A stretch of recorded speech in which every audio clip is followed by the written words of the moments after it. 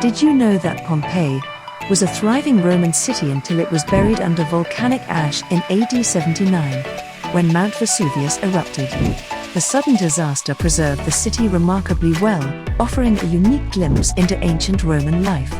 Archaeologists have uncovered homes, shops, temples and even graffiti, all frozen in time. Over 1,500 bodies have been found, some in poignant poses, captured by plaster casts. Pompeii had a population of around 11,000 and boasted a complex water system, amphitheatre, and public baths. It was only rediscovered in the 18th century, and excavations continue to this day.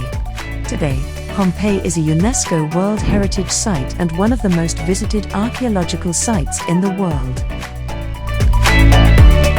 Want more mind-blowing facts about the world's best attractions? Subscribe to our channel now.